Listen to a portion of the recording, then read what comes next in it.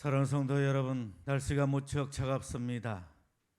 한절기에 건강하시고 주 예수 그리스도의 은혜와 평강이 승리케 하신 하나님의 놀라우신 역사가 여러분과 여러분들 가정 속에, 직장 속에, 사업장 속에 함께 하시기를 간절히 축복합니다.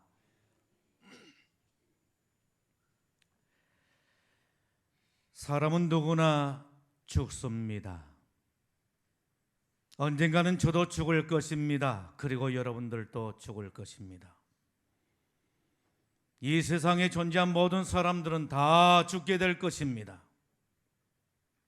죽음 앞에서 모든 사람들은 다 평등한 것입니다. 여러분, 지금 이 순간이 내 인생의 마지막 순간이라고 한다면 무엇을 가장 후회할 것 같습니까? 이런 이야기가 있습니다. 호주에 사는 브로니 에어라고 하는 간호사가 오랫동안 호스피스 생활을 하면서 연구를 한 게 있었습니다.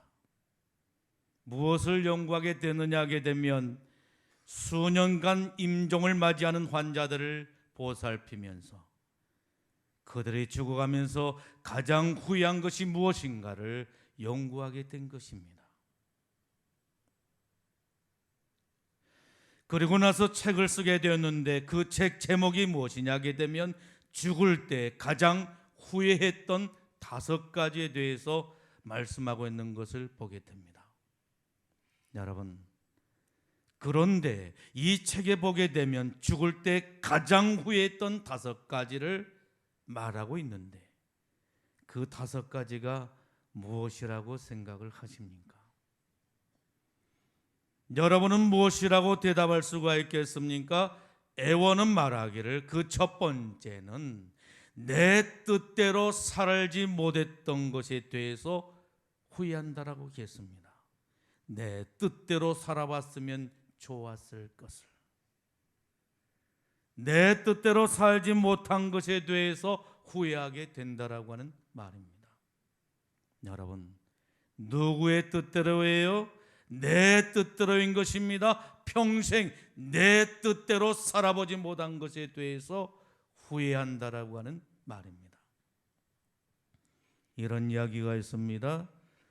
엄마가 유치원에 다닌 아이에게 하도 뭐라고 하니까 유치원에 다닌 이 아이가 엄마에게 하는 이야기가 엄마 맘만 있어 내 맘도 있어.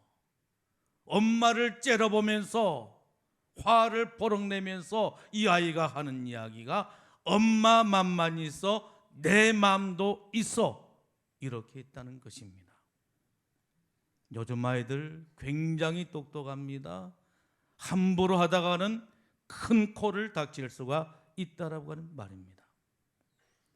다른 사람의 시선이나 기대에 맞추느라 진짜 인생을 살지를 못하고 가짜 인생을 살았다라고 하는 말입니다. 여러분, 2번째는 무엇일까요? 일 좀 적당히 하고 살 걸. 일 좀 적당히 하고 살 걸. 한도 끝도 없는 일에 묻혀서 돈벌이에 매여서 직장에 파묻혀 사느라 자식들의 어린 시절 그리고 부인과 따뜻한 가정생활을 놓치고 말았다라고 하는 말입니다. 이게 그렇게 후회스러웠다라고 하는 것입니다. 3번째는 무엇일까요? 내 기분에 솔직하게 살았으면 좋았을 것을. 내 기분에 솔직하게 살았으면 좋았을 것을. 화낼 때 화내고 싫을 때 싫다라고 솔직하게 자기 감정을 표현하지 못한 것에 대해서 후회하게 되었다라고 하는 것입니다. 4번째는 무엇일까요? 오래된 친구들과 좀 더 가까이 지낼 걸. 오래된 친구들과 좀 더 가까이 지낼 걸.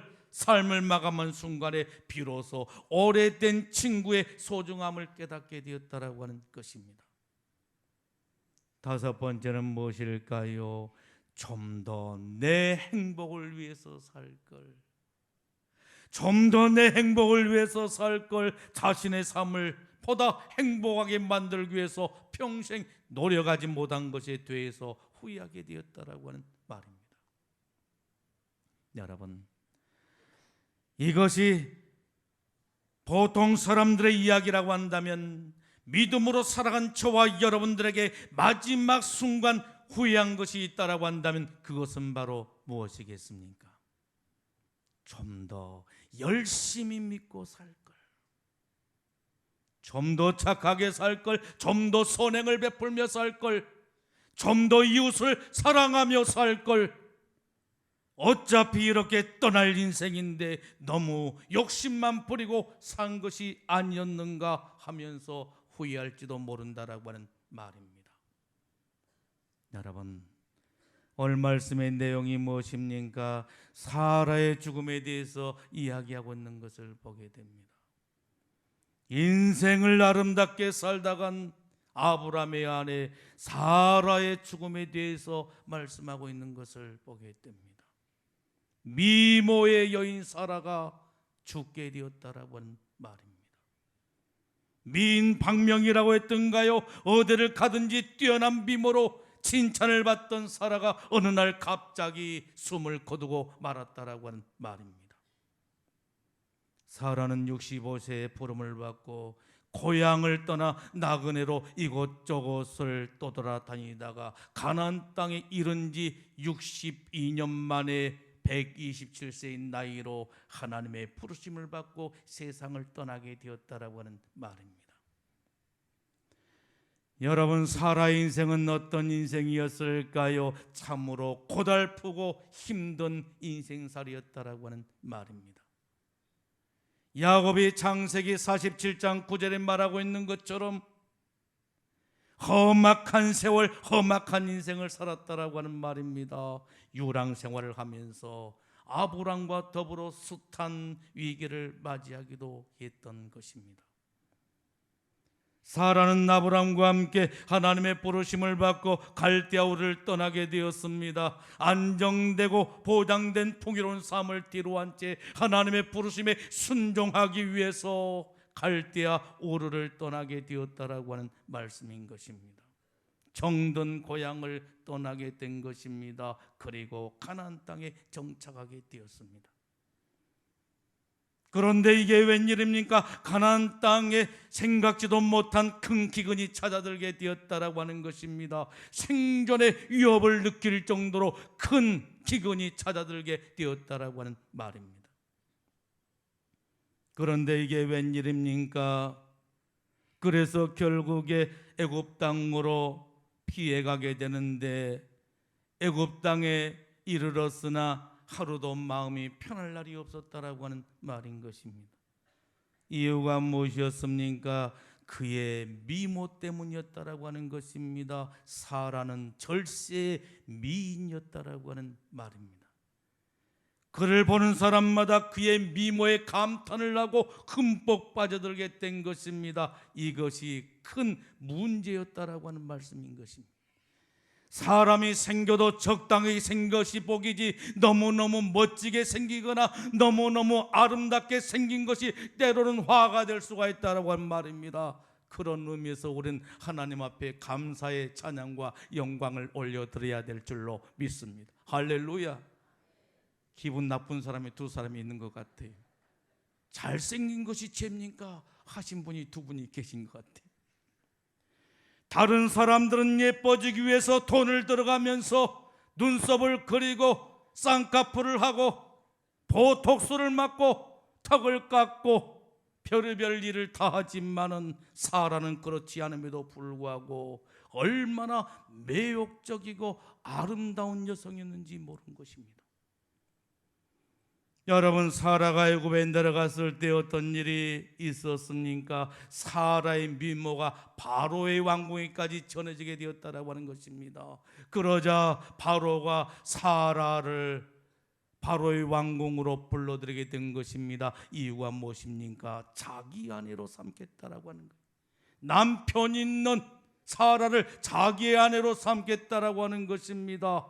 그런데 이 위기에서 누가 구해주게 된 것입니까? 하나님께서 사라를 구해주셨다라고 하는 것입니다. 하나님께서 바로와 바로의 궁정에 큰 재앙을 내리게 된 것입니다. 그러자 바로가 두 손을 퍼떡 들면서 하나님 잘못했습니다, 사라를 남편에게 돌려보내겠습니다 하면서 사라를 구해주었다라고 하는 말씀인 것입니다. 하나님은 어떤 분이십니까? 우리를 구원하신 분이신 줄로 믿습니다. 웅덩이에서 우리를 건져주시고 또한 우리를 깊은 수렁에서 건져주신 하나님이신 줄로 믿습니다. 바로의 손에서 건져주신 것입니다. 사단의 권세에서 우리를 건져주신 분이 바로 하나님이신 줄로 믿습니다. 그랄에서도 마찬가지였습니다. 사라가 그랄에 이르게 되었을 때 그랄의 왕 아비멜렉이 사라의 미모에 흠뻑 빠져들고 사라를 자기의 아내로 삼고자 했다라고 하는 말인 것입니다. 그런데 하나님께서 아비멜렉에게 꿈에 나타나게 된 것입니다. 그리고 뭐라고 말합니까? 그 여인으로 말미암아 네가 죽으리라. 그는 남편인 여자니 그를 그의 남편에게 돌려보내라고 말씀하시게 된 것입니다. 사라가 위기에서 벗어날 수 있었습니다. 하나님은 위기에서 사라를 건져주셨다라고 하는 말씀인 것입니다.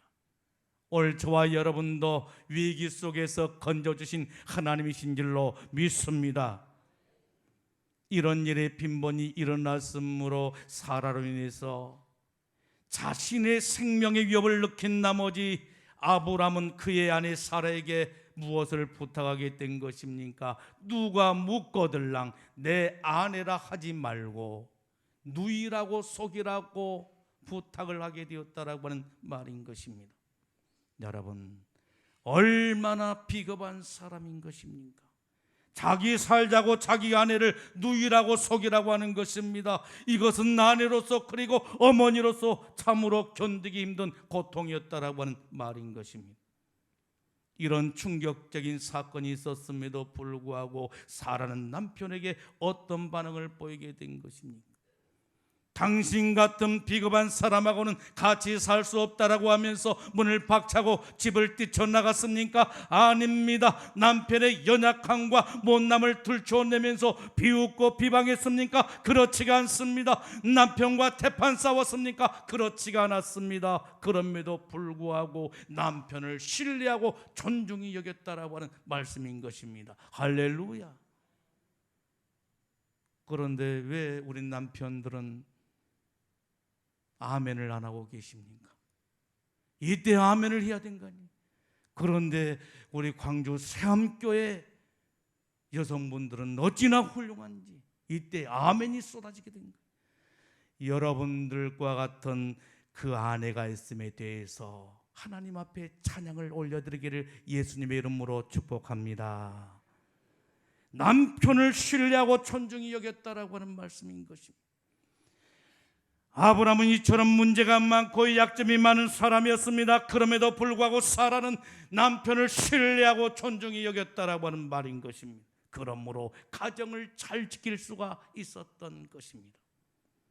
잠언 31장 10절로 11절에 말씀하십니다. 누가 현숙한 여인을 찾아 얻겠느냐? 그의 값은 진주보다 더하니라. 그런 자의 남편의 마음은 그를 믿나니 산업이 핍절하지 아니하겠으며. 할렐루야.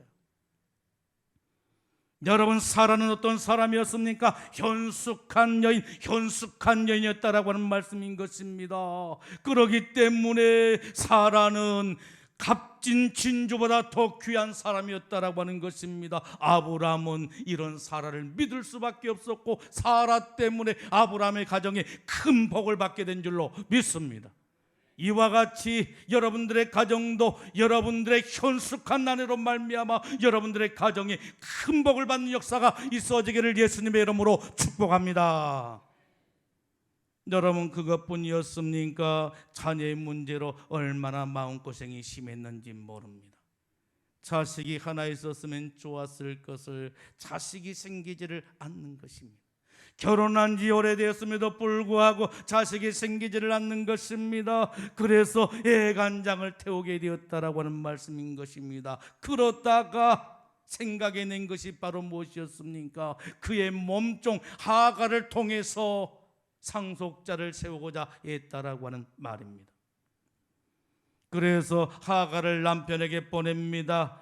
하갈을 자기 남편에게 들여보내서 아이를 갖게 되었다라고 하는 말입니다. 그런데 이게 웬일입니까? 하갈이 아이를 갖고 난 후에 마음이 변하기 시작했다라고 하는 것입니다. 사라를 무시하게 된 것입니다. 주인을 주인으로 여기지를 않습니다. 멸시하고 천대하게 되었다라고 하는 말입니다. 사라는 이 일로 인해서 얼마나 마음이 상하고 고통의 시간을 보냈는지 모릅니다. 가정의 평화가 깨졌습니다. 그리고 다툼이 그칠 날이 없었다라고 하는 것입니다. 아브라함의 가정에 갈등과 불행의 씨앗이 되었습니다. 그러다가 그 가정에서 하갈과 그리고 그의 아들 이스마엘을 내쫓고 난 후에야 가정에 평안이 돌아오게 되었고 안정을 찾게 되었다라고 하는 것입니다. 그러나 지금도 그 후예들 간의 싸움은 계속되고 있다라고 하는 말입니다. 여러분, 사라는 이 사건을 통해서 무엇을 깨닫게 되었습니까? 하나님의 약속이 아닌 것은 붙잡아서는 안 된다는 사실을 깨닫게 되었다라고 하는 말씀인 것입니다. 이것이 바로 인생의 실패임을 알게 되었다라고 하는 말씀인 것입니다. 하나님의 약속이 아닌 것을 붙잡게 되면 결국에 이스마엘을 낳고 만다라고 하는 것이었습니다. 여러분, 혹시 하나님의 약속이 아닌 것을 붙잡고 살고 계시지는 아니하고 있습니까? 하나님의 약속이 아닌 내 뜻이나 내 생각이나 내 방법이나 내 기준으로 그 무엇인가를 얻기 위해서 몸부림치며 인생을 살아가고 있지는 않습니까? 그렇게 되면 결국에 이스마엘을 낳고 만다라고 하는 말씀인 것입니다. 그러므로 주의해야 하는 것입니다. 이것이 바로 사라가 우리에게 주는 교훈임을 알 수가 있는 것입니다. 사라는 아브라함의 충실한 동반자였습니다. 남편을 얼마나 잘 섬겼는지 모릅니다. 자신보다 10살이나 더 연상인 남편을 주인이라고 불렀습니다. 오빠라고 부른 것이 아니라 주인으로 불렀다라고 하는 것입니다. 어느 땐가 젊은 댁들이 앉아서 이야기하는 것을 들었습니다. 그런데 이야기를 듣는 가운데 자기 남편을 오빠라고 부르는 것을 들을 수가 있었습니다. 아, 그거 괜찮구나. 그래서 제가 저희 집사람에게 하는 이야기가 앞으로 당신도 나를 부를 때 오빠라고 불러라고 했습니다. 오빠.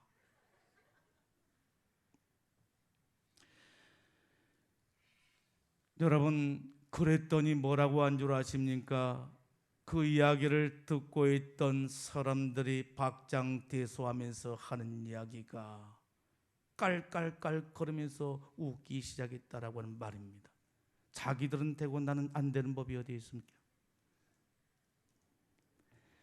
그런데 사라는 남편을 여보라고 부르는 것도 아니고 자기라고 부르는 것도 아니고 오빠라고 부르는 것도 아니었습니다. 자기 남편을 주인으로 불렀습니다. 더 나가서 주라고 부르고 있는 것을 보게 됩니다. 여러분, 주라고 하는 말의 의미는 무엇입니까? 왕이라고 하는 말입니다. 사라는 자기 남편을 왕으로 불렀습니다. 그리고 자기 남편을 왕으로 섬겼다라고 하는 말씀인 것입니다. 여러분, 남편으로부터 사랑받고 존중받기를 원하십니까? 그렇다라고 한다면 여러분들의 남편을 왕으로 부르십시오. 그리고 왕처럼 섬기십시오. 그리하게 되면 여러분들은 왕비가 되어지게 될 줄로 믿습니다. 그러나 거지처럼 여긴다면 여러분들은 거지의 아내가 되고야 말 것입니다. 사라는 남편을 왕으로 섬겼습니다. 사라는 아브라함의 충실한 동반자요 돕는 배필로서 믿음과 순종의 삶을 사는 여인이었다라고 하는 말씀인 것입니다. 사라는 어려운 이웃을 돌볼 줄 아는 사람이었습니다. 그는 촉한 옷을 돌보게 되었습니다. 일찍이 아버지를 여의고 애롭게 살아가는 조카를 불쌍히 여기면서 자기 자식처럼 자기 집에 데리고 와서 열심히 보살펴 주었다라고 하는 말인 것입니다. 사람 거들어서 좋은 일 없다라고 하는데 그럼에도 불구하고 사라는 자기 조카를 자기 집으로 불러들여서 정성껏 보살펴 주었다라고 하는 말입니다. 그것만이 아니었습니다. 의지할 곳이 없는 아이들을 데려다가 잘 보살펴 주게 된 것입니다. 노시 분과에서 살고 있을 때 일이었습니다. 그돌라오멜의 연합군이 침략을 해서 노스의 재산을 약탈해 가게 되고 노스를 포로로 잡아가게 되었던 것입니다. 이때 이 소식을 들었던 아브라함이 어떻겠습니까?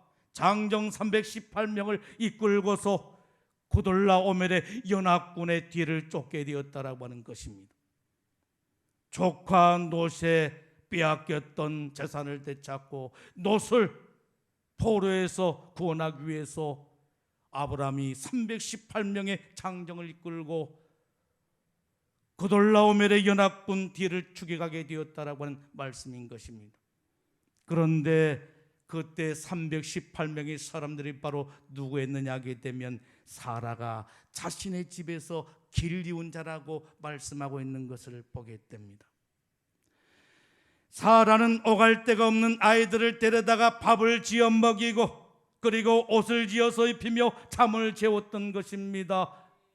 사라는 어려운 이웃을 돌볼 줄 아는 사람이었다라고 하는 것입니다. 여러분, 얼마나 심성이 고운 사람이었던 것입니까? 잠언 14장 31절에 말씀하십니다. 가난한 사람, 궁핍한 사람을 불쌍히 여기는 자는 주를 공경한 자니라 라고 말씀하십니다. 그러므로 사라는 주를 공경한 사람임에 틀림이 없는 것입니다. 사라는 하나님의 뜻에 순종한 사람이었습니다. 그는 인고의 삶을 살았으나 하나님의 뜻에 철저하게 순종하며 살았던 사람이었습니다. 그리고 마침내 하나님의 부르심을 받고 영원한 하나님 나라에 들어가게 된 것입니다. 성도에게는 두 본향이 있습니다. 여러분, 그 두 본향이 무엇입니까? 첫째는 내가 태어난 고향이 있다라고 하는 말씀인 것입니다. 어느 목사님이 면접을 하게 되었습니다. 전도사님을 채용하기 위해서 면접을 하게 되었는데 한 전도사님에게 이렇게 물었습니다. 전도사님 고향이 어디십니까? 이렇게 묻게 된 것입니다. 그랬더니 이 전도사님이 하신 이야기가 에덴병원이요. 에덴병원.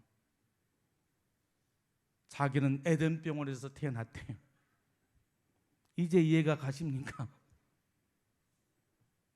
저는 병원에서 안 태어났어요. 집에서 태어났어요. 강진마량에서. 제 고향은 강진마량입니다. 그러니까 요즘 아이들하고는 질적으로 제가 다릅니다. 저는 병원이 아니에요, 고향이. 저는 강진마량이 고향입니다. 693번지. 두 번째 본향은 어디입니까? 하늘에 있는 본향인 것입니다. 하늘에 영원한 본향이 있다라고 하는 말씀인 것입니다. 히브리서 11장 16절에 말씀하십니다. 그들이 이제는 더 나은 본향을 사모하니 곧 하늘에 있는 것이라 라고 말씀하고 있는 것을 볼 수가 있는 것입니다. 여러분, 하늘에 무엇이 있다라고 하는 거예요? 본향이 있다라고 하는 것입니다. 그런데 이 본향은 어떤 본향이라고 말씀하고 있는 것입니까? 이 세상 고향보다 더 나은 본향이라고 말씀하십니다. 더 나을 정도가 아닙니다. 이것은 비교조차 할 수 없는 엄청난 본향이다라고 하는 말씀인 것입니다. 전도서 12장 7절에 말씀하십니다. 흙은 여전히 땅으로 돌아가고 영은 그것을 주신 하나님께 돌아가기 전에 기억하라고 말씀하고 있는 것을 보게 됩니다. 여러분, 흙은 어디로 돌아간다라고 하는 것입니까? 땅으로 돌아간다라고 하는 것입니다. 무슨 말입니까? 우리의 육체는 흙에서 돌아왔기 때문에 흙으로 돌아가게 된다라고 하는 말씀이요. 우리의 영은 하나님께로부터 왔기 때문에 하나님께로 돌아가는 존재라고 하는 것입니다. 하늘에 있는 영원한 본향으로 돌아가게 된다라고 하는 말씀인 것입니다. 여러분, 명절을 맞이하여 고향을 찾아가는 발걸음이 얼마나 신나고 기쁜 일입니까? 고향에 대한 기대감, 그리고 부모 형제를 만날 수 있다라고 하는 기대감, 옛 친구를 만날 수 있다라고 하는 기대감, 이웃을 만날 수 있다라고 하는 기대감, 여러분 얼마나 기쁘고 즐거운 일이냐라고 하는 말씀인 것입니다.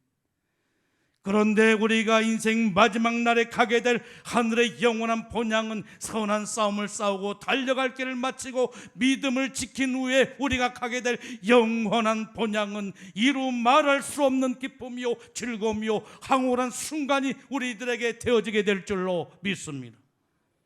여러분, 그곳에는 누가 계신다라고 했습니까? 하나님이 계신다라고 했습니다. 우리의 하나님이 그곳에 계신다라고 하는 것이요, 우리는 그곳에서 하나님을 만나게 될 뿐만 아니라 하나님께서 예비하시고 준비하신 영원한 낙원에서 주님과 함께 영원토록 왕노릇하며 살게 되는 축복이 임하게 될 줄로 믿습니다. 사라는 인고의 삶을 살았으나 하늘에 있는 영원한 본향을 사모하며 살았다라고 하는 것입니다. 그러기 때문에 그에게 영원한 본향이 이르는 축복이 주어지게 되었다라고 하는 말씀인 것입니다. 그렇습니다. 인생 광야길을 걸은 우리들에게도 수많은 환난이 있고 풍파가 있고 어려움이 있습니다만은, 그렇다 할지라도 사라처럼 하나님의 약속의 말씀을 붙잡고 영원한 하나님의 나라를 사모하며 우리가 살아가게 될 때, 하늘에 있는 영원한 본향을 사모하며 살아가게 될 때, 하나님께서는 저와 여러분들에게 약속하신 영원한 본향 낙원에 이르는 축복을 허락해 주실 줄로 믿습니다. 그러므로 무엇보다도 우리는 영원한 본향을 사모하며 사는 그러한 신앙의 자세가 필요하다라고 하는 말씀인 것입니다. 이 믿음을 가지고 나가게 될 때, 영원한 본향을 향한 믿음을 가지고 나가게 될 때, 사라처럼 저와 여러분들도 영원한 본향 낙원에 이르는 축복에 이르게 된 줄로 믿습니다. 사랑하는 성도 여러분, 죽음은 필연적인 사건인 것입니다. 그 누구도 이 죽음을 피할 수가 없다라고 하는 말씀인 것입니다. 믿음의 조상 아브라함도 죽었습니다. 그리고 이삭도 죽고 야곱도 죽었다라고 하는 것입니다. 그리고 천하장사 삼손도 죽었다라고 하는 것이고, 믿음의 용장 바울도 죽었다라고 하는 말씀이요, 믿음의 어머니 사라도 죽었다라고 성경에 기록되어 있는 것을 볼 수가 있는 것입니다. 그러나 죽음은 결코 고통스럽고 절망스러운 일이 아니다라고 주님은 우리들에게 말씀하고 계신 것을 보게 됩니다. 이유가 무엇입니까? 죽음은 믿는 자들에게는 영원한 본향에 이르는 길이요, 그곳에서 우리 주님을 만나게 되고 우리 주님과 함께 영원토록 낙원의 축복을 누리기 때문인 줄로 믿습니다. 그러므로 믿음의 어머니 사라처럼 믿음으로 살다가, 믿음의 덕을 쌓으며 살다가, 우리 주님 뭐라고 하시는 그날에 우리 모두가 하나님께서 약속해 주신 아름답고 살기 좋은 저 천국에서 영원토록 영생 복나가는 축복이 있어지기를 예수님의 이름으로 축원합니다. 기도하겠습니다. 주시는 말씀을